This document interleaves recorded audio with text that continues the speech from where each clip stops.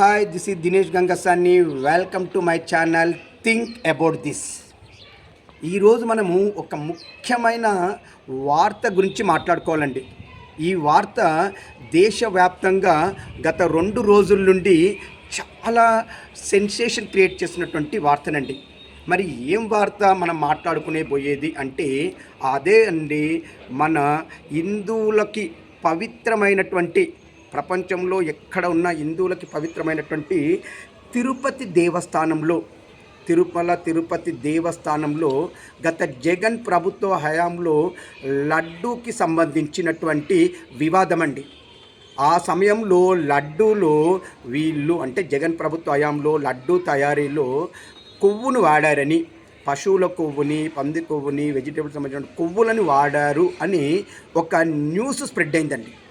ఇది చెప్పింది ఎవరో కాదండి, సాక్షాత్తు ఆ రాష్ట్ర ముఖ్యమంత్రి నారా చంద్రబాబు నాయుడు అండి. ఈ టాపిక్ గురించి నేను ఒక 1-2 మినిట్స్ తర్వాత మాట్లాడతాను. ఇప్పుడు దీనికంటే ముందు మీకు ఒకటి చెప్పాలనుకుంటున్నానండి. ఇప్పుడు మనం బీజేపీ గురించి చెప్పుకోవాలి. ఇక బీజేపీకి ఇప్పుడు ఎలా ఉందంటే, కోతికి కనుక కొబ్బరి చిప్ప దొరికితే ఎలా ఉంటుందో అలా ఇప్పుడు ఒక మంచి అంశం దొరికిందండి ఇక ఎగరడానికి.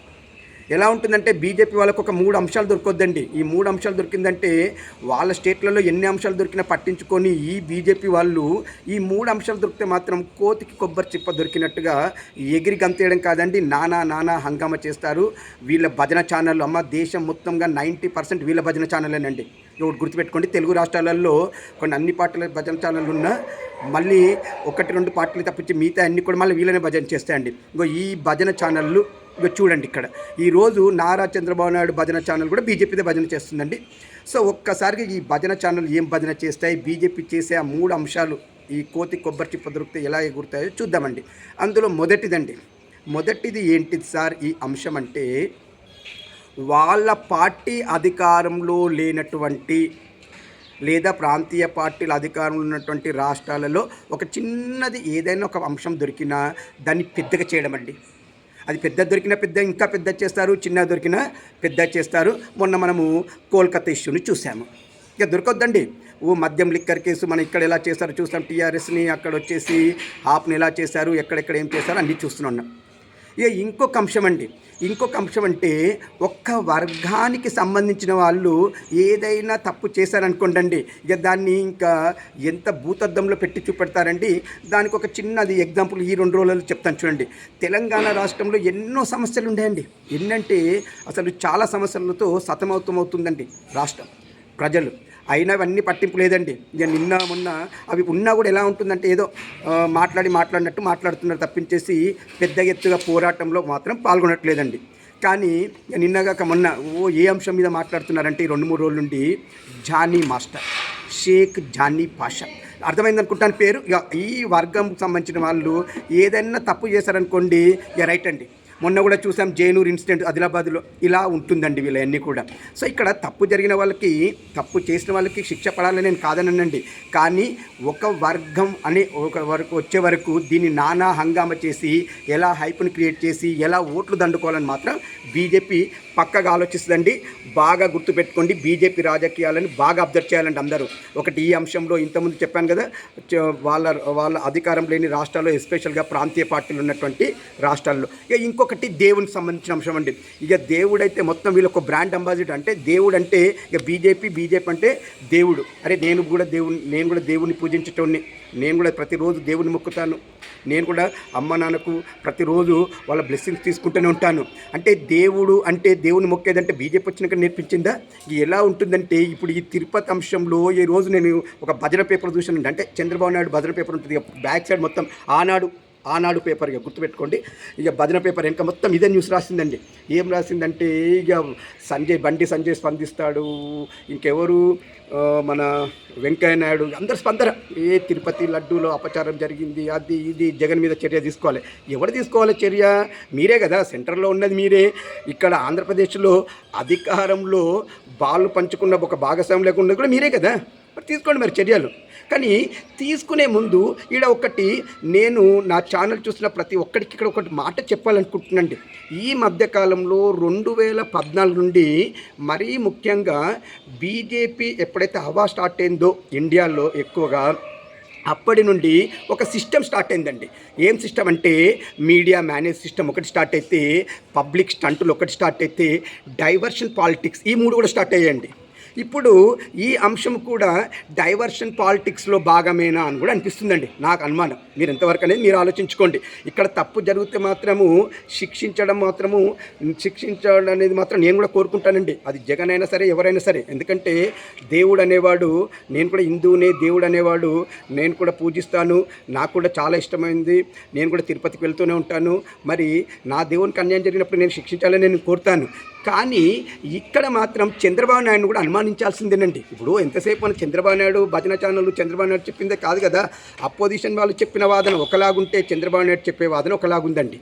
మరి ఇప్పుడు 90% భజన ఛానళ్ళు ఒకటే చెప్తుంటే పబ్లిక్లో కూడా ఎలా తయారైందంటే అయ్యో ఏదో జరిగిపోయిందా అన్నట్టుగా ఉందండి.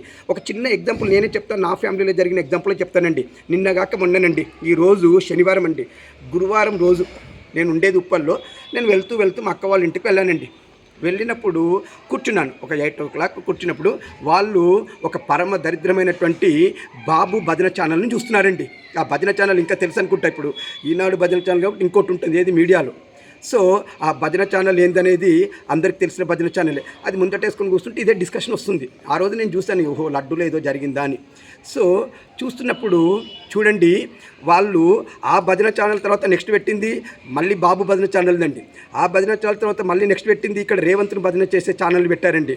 ఈ ఎంతసేపు అవే న్యూస్లు చూస్తుంటే ఈ న్యూస్ చూసి వాళ్ళు ఒక్కటేమనుకున్నారంటే, ఓ లడ్డూలో ఏదో జరిగిపోయిందా అంటే 5 ఏళ్ళలో మనం తిన్న లడ్డూలలో ఇది ఉందా, నాకు కూడా ఇదే అనుమానం వచ్చిందని ఇప్పుడు అంటున్నారండి. అంటే ఎలా ఉందంటే ఈ భజన ఛానల్ మరి 5 ఏళ్ల నుండి ఏం చేశాయి? మరి అప్పుడు సెంట్రల్ ఉన్నటువంటి కేంద్ర ప్రభుత్వం బీజేపీ ఏం చేసింది? హిందువుల మనోభావాలతో ఆడుకున్నదని తెలిస్తే మరి ఏం చేసింది? మరి మాకు అనుమానాలు ఉన్నాయి, ఇన్ని ఉన్నాయని ఎంతోమంది అన్నారు కదా 5 ఏళ్ల నుండి. మరి సెంట్రల్ ఉన్న బీజేపీ పార్టీ అప్పుడు ఏం చేసిందని నాకు ఒక చిన్న అనుమానం అండి. అప్పుడైతే బాబు లేడు, మరి సెంట్రల్ ఉన్న బీజేపీ పార్టీ ఏం చేసింది? మరి ఇంకొక మాట మాట్లాడదామండి. మరి ఇక్కడ ఇందులో ఈ కొవ్వు ఆ కొవ్వు వాడారంటున్నారు కదా. యాక్చువల్గా జూలై 17th రోజేనండి చంద్రబాబు నాయుడు వాళ్ళు ఈ శాంపుల్స్ని పంపించారండి. మరి ఈ రిపోర్టు జూలై 24కి వచ్చిందండి. మరి జూలై 24th రోజు రిపోర్ట్ వస్తే ఆగస్టు పోయి సెప్టెంబర్ ఈ 2 దాదాపు 8 రోజులు, ఇప్పుడు ఎందుకు ఈ రిపోర్ట్ ఇప్పుడు బయట పెట్టాల్సి వచ్చింది? మరి ఇది డైవర్షన్ పాలిటిక్స్ కాదా? మరి ఇందులో ఎంతవరకు బాబు చెప్పింది నిజముంది? సో బాబు చెప్పిన ల్యాబ్ల రిపోర్ట్లు ఒకటిగా ఉంటే జగన్ చెప్తున్న వాదన ఇంకోలా ఉందండి. జగన్ ఏం చెప్తున్నారు? మేము అలా చేయలేదనే జగన్ చెప్తున్నారండి. మరి ఇక్కడ ఎవరు వాదన నిజము అనేది తేలాలంటే టైం పడుతుంది పబ్లిక్కి. సో ఇక్కడ ఎవరు ఎవరు చేసినా లేదా తప్పుడు ఆరోపణలు ఎవరైనా చేసినా, మొత్తం మీద తప్పు చేసిన వాడికైనా పనిష్మెంట్ కావాలి, తప్పుడు ఆరోపణలు చేసిన వాడికైనా పనిష్మెంట్ కావాలి. మొత్తం మీద నిజం అనేది ఏంటనేది పబ్లిక్కి తెలియాలి. ఎంతసేపు ఒక డైవర్షన్ పాలిటిక్స్ చేసి కొన్ని రోజులు పబ్లిక్లో ఈ టాపిక్ని నాంచి తర్వాత పక్కన పెట్టేస్తామంటే వదిలే ప్రసక్తి మాత్రం ఉండదు. గుర్తుపెట్టుకో బాబు, నువ్వు గుర్తుపెట్టుకో. నువ్వే తప్పు చేస్తూ డైవర్షన్ పాలిటిక్స్ చేస్తున్నావంటే నిన్ను కూడా పబ్లిక్ వదిలిపెట్టరు. లేదు, ఒకవేళ జగనే తప్పు చేస్తుంటే జగన్ కూడా పబ్లిక్ వదిలిపెట్టరు. పోనీ ఎవరు వదిలిపెట్టినా ఆ దేవుడు మాత్రం మిమ్మల్ని వదిలిపెట్టాడు. మీకు ఏదో రోజు కంపల్సరీ ఆ దేవుని కోర్టులోనే మీకు పనిష్మెంట్ ఉంటుంది. ఇది మాత్రం గుర్తుపెట్టుకోండి. దేవుడితో ఆటలు వద్దు. ఇది బాగుండదు. ఇది రాష్ట్రానికి బాగుండదు, మన దేశానికి కూడా బాగుండదు, ప్రజలకు కూడా మంచిది కాదు. ఇంకా నా ఛానల్ని ఎవరైనా సబ్స్క్రైబ్ చేసుకోపోయి ఉంటే సబ్స్క్రైబ్ చేసుకోండి. మంచి టాపిక్లతో వీడియోస్ నేను అప్లోడ్ చేస్తుంటానండి. ఛానల్ని సబ్స్క్రైబ్ చేసుకున్న వాళ్ళు కొద్దిగా గంట బటన్ కూడా ప్రెస్ చేయండి, నా నోటిఫికేషన్స్ వస్తుంటాయి. సబ్స్క్రైబ్ చేసుకున్న వాళ్ళు మిగతా వాళ్ళకు కూడా చెప్పండి సబ్స్క్రైబ్ చేసుకోమని. మీ ఎంకరేజ్మెంటే నాకు ఎంతో అవసరమండి. నేను ఇప్పుడిప్పుడే యూట్యూబ్లోకి వచ్చాను, యూట్యూబ్లో వీడియోలు అప్లోడ్ చేస్తున్నాను. చూడండి నా కంటెంట్ ఎలా ఉందో చూడండి. నేను ఇలానే నేచురల్గా చేస్తానండి. మేకప్లు సెట్టింగ్లు ఏది లేదండి. సింపుల్గా తీయడము, నాకున్న నాలెడ్జ్ నేను గ్యాదర్ చేసి ఇన్ఫర్మేషన్ మీకు పెడుతున్నానండి. సో ఇంకా నేను చెప్పే దాంట్లో ఏదైనా ఉంటే కూడా నాకు కామెంట్ రూపంలో తెలియచేయండి. కానీ రెస్పెక్టబుల్ కామెంట్ రూపంలో తెలియచేయండి. ఎవరైనా వల్గర్గా చేస్తా అంటే నేను కూడా ఎలా రెస్పాండ్ అవ్వాలో నేను కూడా రెస్పాండ్ అలానే ఉంటుంది. సో అది గుర్తుపెట్టుకోండి. మీరు ఒక రెస్పెక్టబుల్ మేనర్లో నాకు మెసేజ్ సెండ్ చేయండి, కామెంట్ రూపంలో పెట్టండి. ఇంకా మంచి టాపిక్లు ఇంకేమైనా తీయాలంటే కూడా నాకు సజెస్ట్ చేయండి. చేస్తే నేను తీసి నేను అప్లోడ్ చేస్తుంటాను. ఓకేనా? ఇట్లు మీ దినేష్ గంగసాని.